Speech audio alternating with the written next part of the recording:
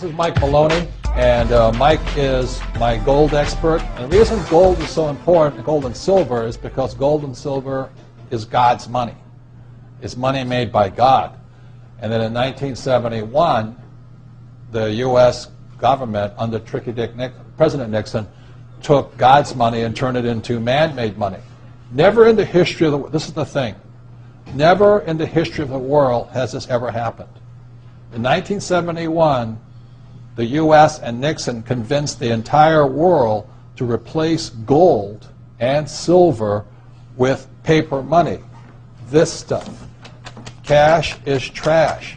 So the reason we have so much volatility in the world today is historically, since the time of the Romans and the Greeks and the French and the English and the Germans, every time they have taken God's money, like silver here, and replaced it with man-made money, there's been economic volatility. Now the problem is, so the dollar is going to keep dropping. So one of the reasons I can predict what's going to happen is I can predict the dollar will keep dropping simply because the U.S. government and now the euro, the European central banks, are printing so much of this trash.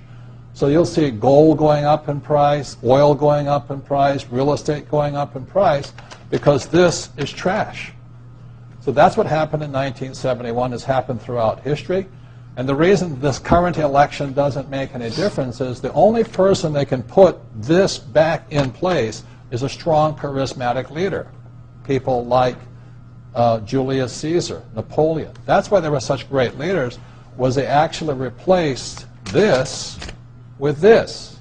Unfortunately, we do not have that person among the candidates. I know Ron Paul, philosophically, I agree with him as closely as possible, but unfortunately I don't think Ron Paul has the chutzpah, as my Jewish friends would say, to change this whole thing. So there will be more this printed than ever before, which means the dollar keeps coming down and other things keep going up. And that's really what's going to happen.